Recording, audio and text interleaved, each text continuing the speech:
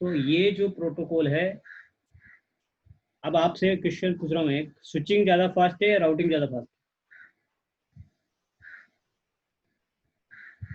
Sir switching fast है। तो ये क्या करता है, जो स्विचिंग होता है वो कौन सी लेयर पे काम करता है? लेयर 2 पे काम करता है। और आपका राउटिंग काम करता है लेयर 3, मतलब नेटवर्क लेयर। स्विचिंग होता है लेयर 2, मतलब आपका कौन सा लेयर होता है? L2 कौन सा होता है? पहला कौन सा होता है अपना? Physical layer. दूसरा data link layer. Data layer. हाँ, तो ये डेटा लिंक लेयर पे आपका स्विचिंग जो है पूरा वो किस पे काम करता है? डेटा लिंक लेयर पे काम।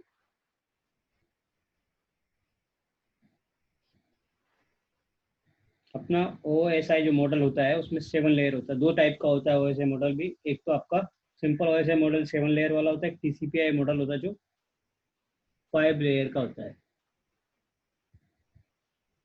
सबको पता है 7 लेयर के बारे में?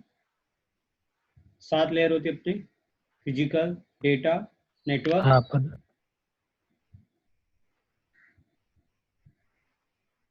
नेटवर्क के बाद कौन सी लेयर आती है? Transport layer. Transport layer. Transport के ऊपर ट्रांसपोर्ट, बाद में सेशन लेयर, बाद में प्रेजेंटेशन लेयर, और सबसे ऊपर है एप्लीकेशन लेयर। अच्छा, ट्रांसपोर्ट के ऊपर sir session layer, session layer के ऊपर presentation.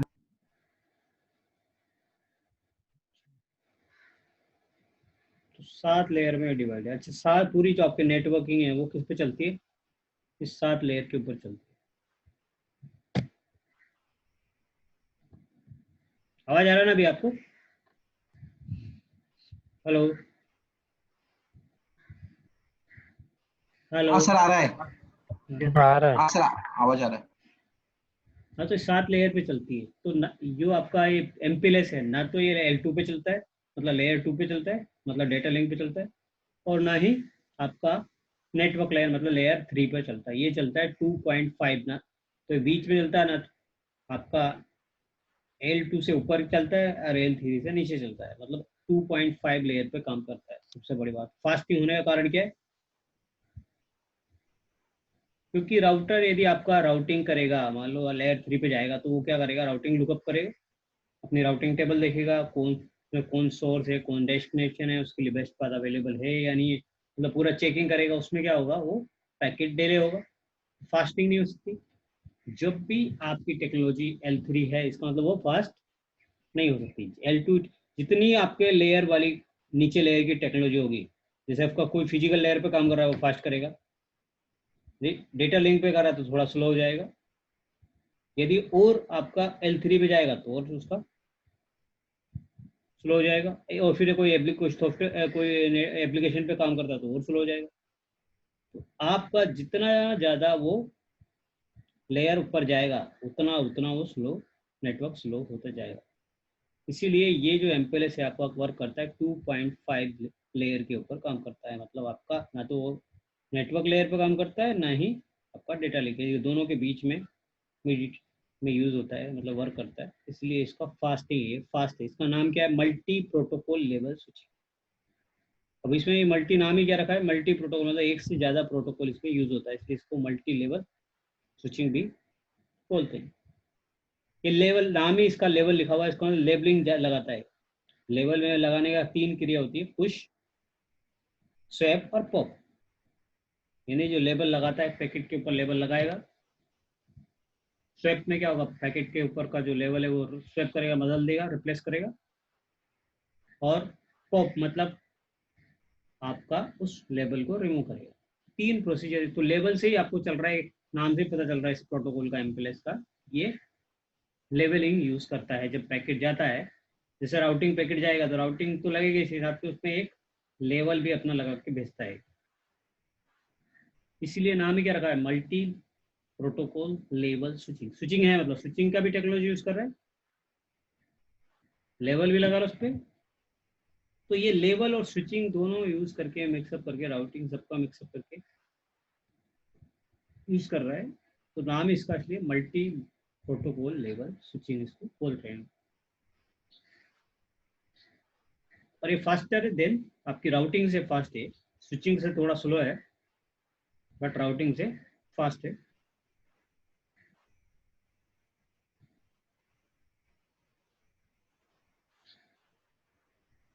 So multi protocol level switching, नाम क्या है एमपीएलएस का पूरा नाम क्या है, मल्टी लेवल इस लेयर 2 स्विचिंग टेक्नोलॉजी है। तो ये लेयर 2 टेक्नोलॉजी,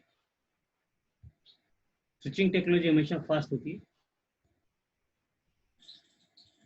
बट ये काम करता है 2.5 लेयर पे, उससे न अबव लेयर पे काम करता है। MPLS enable routers apply numerical level to packet, यानी जो भी आपका एमप्लेस पे जो आपने किसी पे इनेबल किया तो वो एक लेवल न्यूमेरिकल लेवल लगाता है and can make forward decision based on this level, level के हिसाब से वो डिसीजन करता है पैकेट को आगे फॉरवर्ड करने के लिए। अब जो एमपीएलएस है उसका आर्किटेक्चर जो डिटेल है वो आरएफसी में आएगी आपको 3030 3031 में आएगा।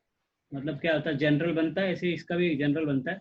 अब आप उस जगह क्या है RFC 30, तो आपको यहाँ पे जाना है, गूगल में इसको सर्च करना है क्या चीज़ है, तो आपको पता चलेगा कि ये क्या है।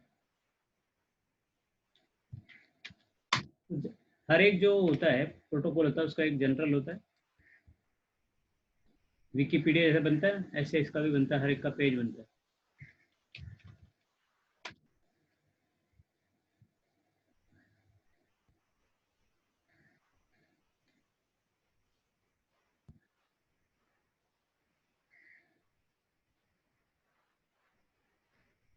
पूरा एक ऐसे पेपर, पूरा पेपर तैयार होता है।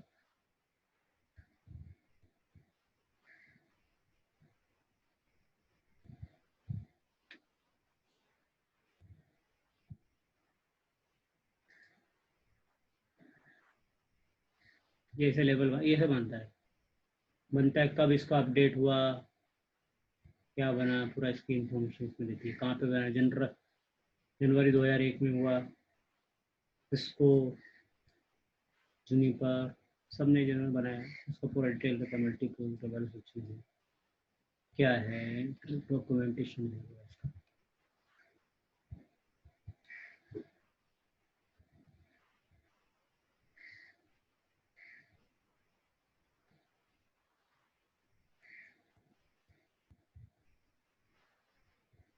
तो ये आपका RFC होता है। RFC मतलब लाइक आपका जनरल होता है, मतलब आप PhD कर रहे हो तो वहाँ पे आपको समझ में आएगा कि RFC। दूसरा क्या है, MPLS reduce CPU usage on the router. तो ये क्या करता है, आपके एम्प्लेस जो है CPU का जो यूजेज है वो कम करता है by allowing router to make forwarding decision slowly on attached level as oppose the parsing the full routing table. पूरी राउटिंग टेबल में देखेगा, लुकअप करेगा, उसके लिए पार्शियली डिसीजन ले लेता है बेस्ड ऑन लेवल के हिसाब से, इसलिए पैकेट क्या हो जाता है, जल्दी फॉरवर्ड हो जाता है। अब लेवल में क्या क्या पैरामीटर होते हैं देखो, can level can be based on the variety of parameters. तो लेवल में आपका डेस्टिनेशन IP नेटवर्क रहेगा, सोर्स IP नेटवर्क एड्रेस रहेगा, QS मतलब क्वालिटी ऑफ सर्विस रहेगा, VPN का डेस्टिनेशन रहेगा, आउटगोइंग इंटरफेस कौन सा है वो रहेगा, और लेयर 2 सर्टिफिकेट। ये इन्फॉर्मेशन एक लेवल के अंदर आपको देखने को मिलेगी। लेवल मतलब पैकेट का एक फॉर्मेट है। लेवल कैसे लगता है अभी देखेंगे, तो पहले समझ लेंगे कि लेवल के अंदर कौन कौन सा होता है। Destination IP address, source IP address, QS parameter, VPN destination, outgoing interface, layer 2 circuit. MPLS is restricted to, is not restricted to IP, any specific layer 2 technology. Thus is essentially protocol independent.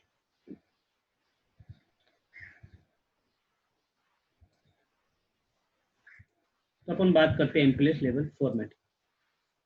MPLS जो level होता है, MPLS header has standardized. You can find RFC 3032 header pretty simple.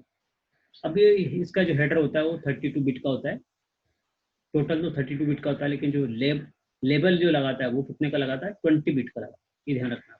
आपसे एक question जरूर पूछेगा कि जो एम्पलेस है उसके अंदर जो लेवल जो लगता है जिसको बोलते हैं हम पुश करते हैं, कोई बोलते हैं जो लेवल लगाता है वो कितने बिट का लगाता है, तो वो होता है आपका 20 बिट का हेडर आपका रहता है। एक्सपेरिमेंटल बिट आपके 3 बिट की होती है, एस बिट आपका 1 बिट का होता है और टीटीएल वैल्यू आपकी 8 बिट की होती है। जैसे टोटल आपका जो एम्पलेस का जो हेडर लगता है वो 32 बिट का एक लेवल लग के जाता है पैकेट के ऊपर।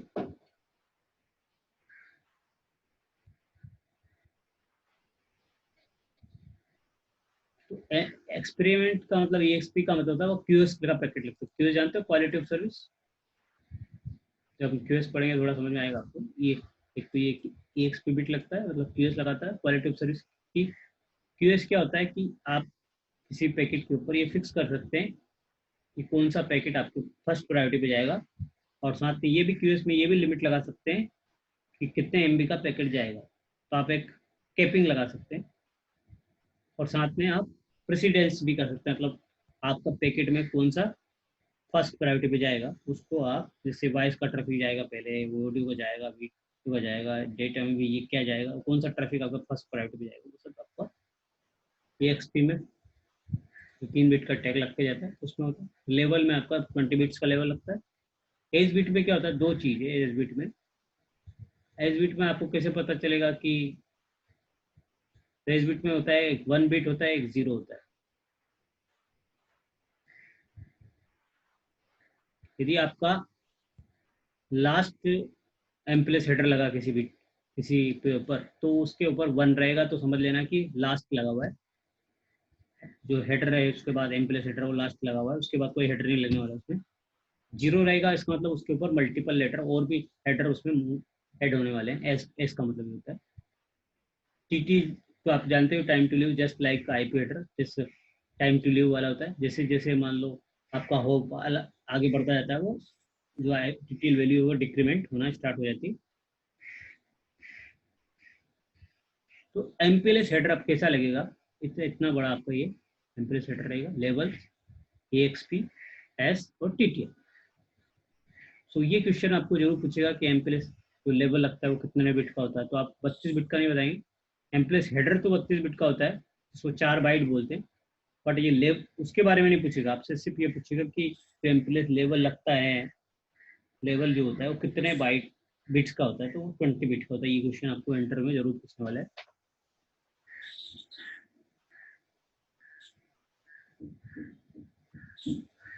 अब बात करते हैं कि MPLS काम कैसे करता है।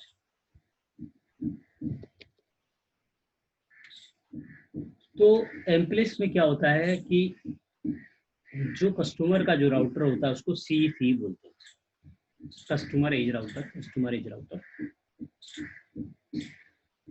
और जो हमारा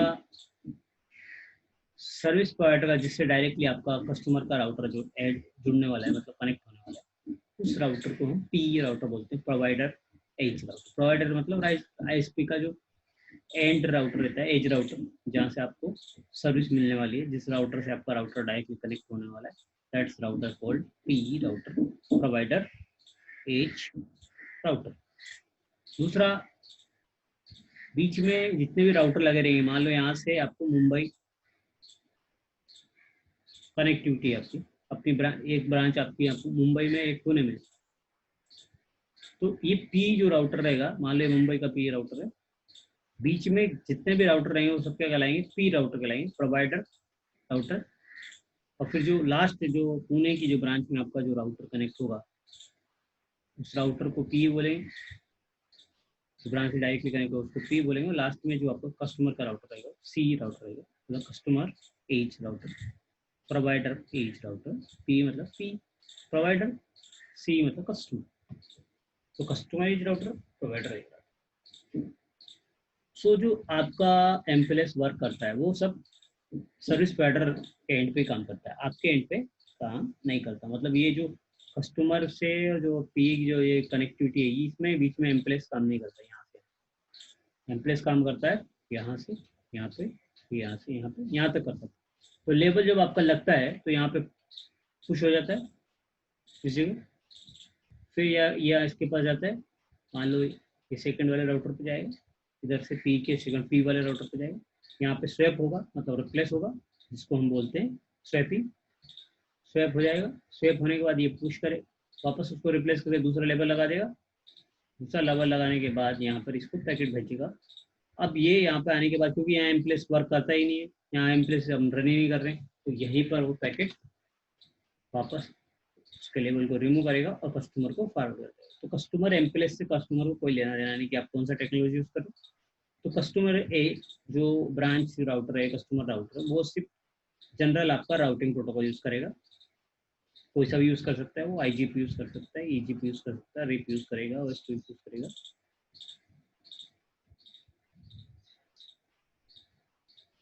तो सी मतलब customer edge, this is the last device, there is a customer network, it could be layer 2 or layer 3 device. In my picture I use ये हो गया।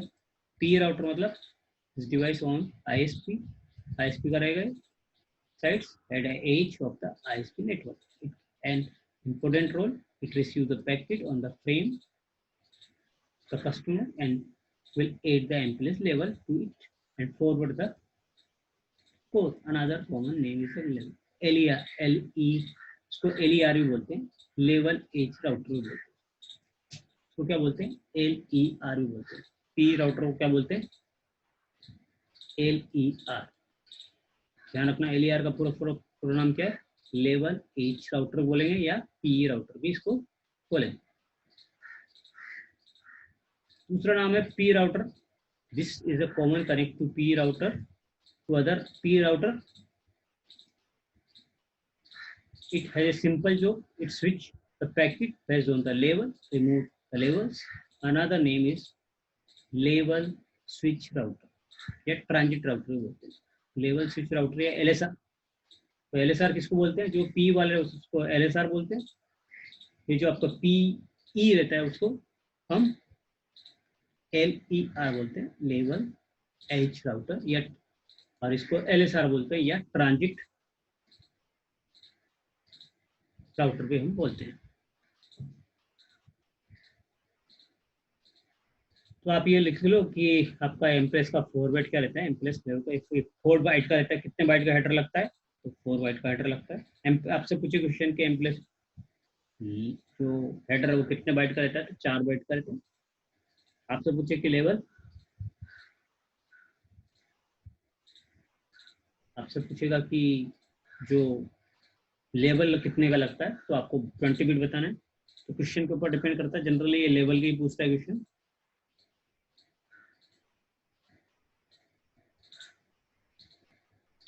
ठीक है, ये आपका देखो, ये अभी जो पैकेट जाएगा कैप्चरिंग किया, तो एस बिट कितना है, एक्सपेरिमेंटल बिट कितना है, टीटी वैल्यू है, टीटी रहती है 255 रहती है मैक्सिमम। टीटी वैल्यू कितनी रहती है? 255 रहती है। 1 का मतलब है यहाँ लास्ट लेवल है, इसके बाद लेवल लगने वाला नहीं।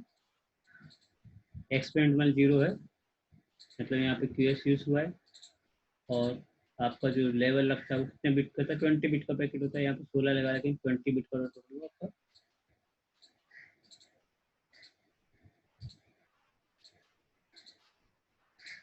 ट्वेंटी बिट्स और बाइट में अंतर समझ लेना। बिट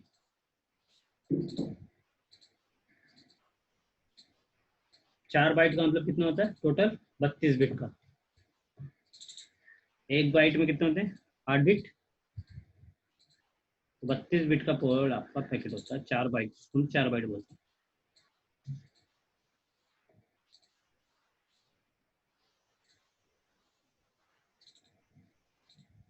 तो अब हमारे इस पिक्चर के ऊपर वाई वी नीड टू एमप्लेस, हमें एमप्लेस की जरूरत क्यों पड़ी?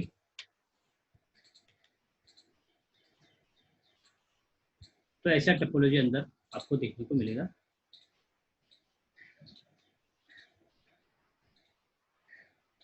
ISP के अंदर इस सब राउटर इतने सारे कनेक्ट रहेंगे। पीईपी राउटर होगा, जेवीपी हो गया, बीच में प्रोवाइडर राउटर कितने भी हो सकते हैं।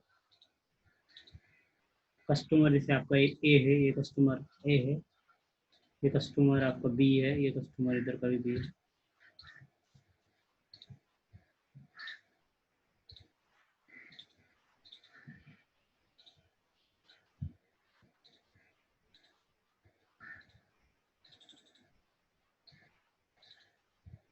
अब यहाँ पर ये जो पूरा यूज होता है, इस पी से इधर पी तक के, यहाँ पर IBGP यूज, जो हमने पहले पढ़ा था।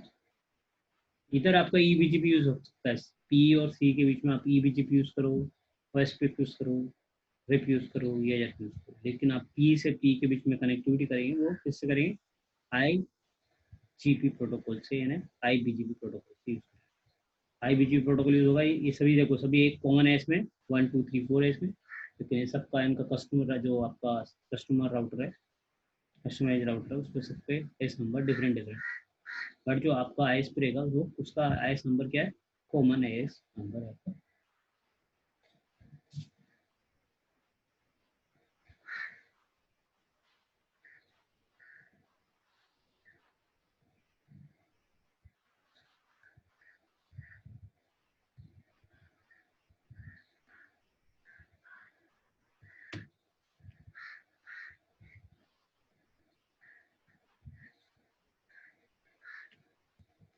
तो अपन एक बार समझ लेंगे थोड़ा सा क्या होता है, आपको समझ में आएगा।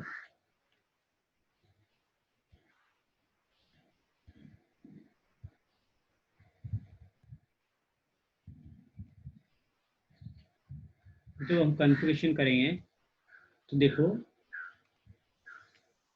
इसके बीच में पहले सबसे पहले पी और पी, इन तीनों के बीच में सबसे पहले हम कोई भी IGP प्रोटोकॉल लाइक आपका रिप है, OSPF है या EIGRP है या ISI है, वो यूज करेंगे कनेक्टिविटी बिठाने के लिए।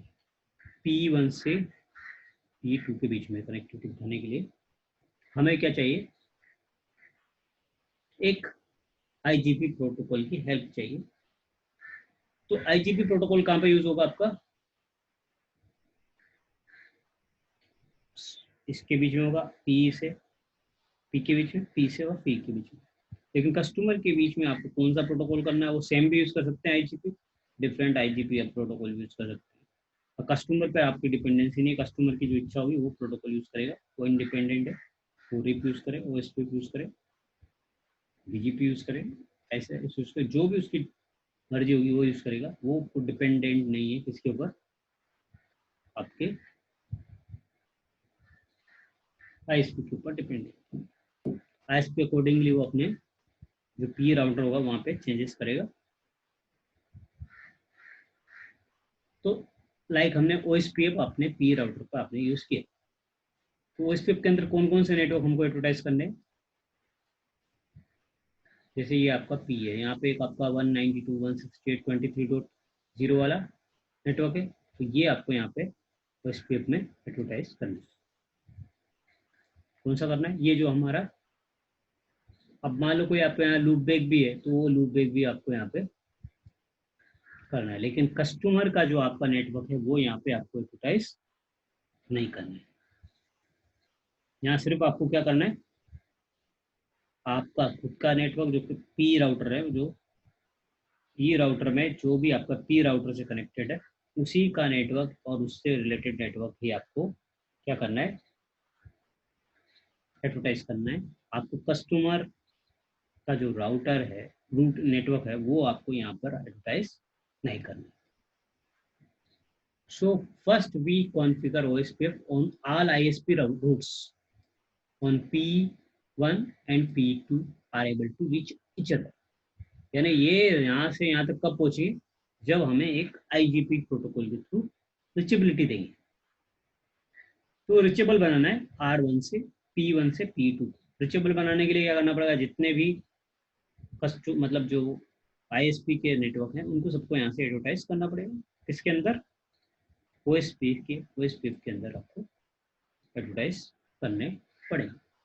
तो ये पी के अंदर जितने भी रूट्स हैं, 23 का है, 34 का है, 33 का है, जैसे आपका 23 का है, 34 का है, इसका खुद का लूप बैक है, 33 वो भी है, तो वो सभी आपको यहाँ पे एडवर्टाइज OSPF के अंदर करने पड़ेंगे।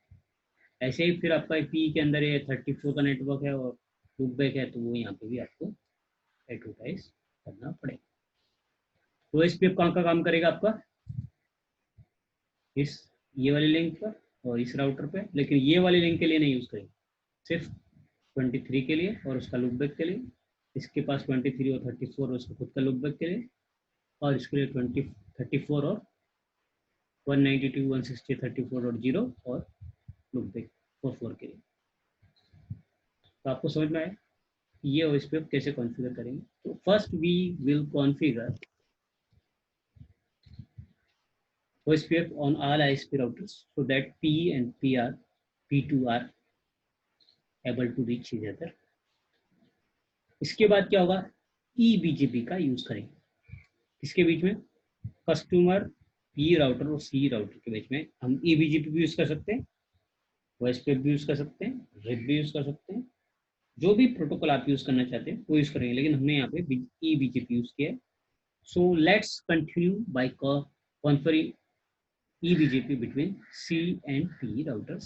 So we will advertise the loop back on each. So ये कस्टमर का जो C राउटर है उसके ऊपर हम क्या करेंगे, मान लो हम कस्टमर ने BGP यूज किया हुआ है तो वो अपना नेटवर्क वो नेबरशिप बनाएगा किसके साथ, P राउटर के साथ, और अपना नेटवर्क एडवर्टाइज करेगा। ऐसे ही P वाला जो राउटर है मतलब अपना ISP का राउटर है वो भी नेबरशिप बनाएगा कस्टमर के साथ। अब उसको यहाँ पे नेटवर्क एडवर्टाइज करने की जरूरत नहीं। ऐसे ही सेकंड वाला कस्टमर के लिए बनाएगा, नेबर बनाएगा, और अपने चाहिए तो जो अपना नेटवर्क है कस्टमर, ये भी कस्टमर अपना एक नेटवर्क जो भी नेटवर्क रहेगा वो एडवर्टाइज करेगा।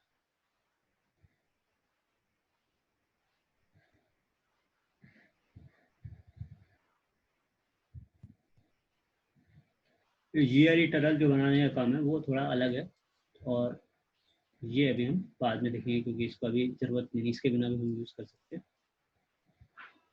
तीसरी बात है इम्पोर्टेंट, IBGP प्रोटोकॉल का कन्फ्यूजन करें। IBGP क्या है पहले समझ लेंगे।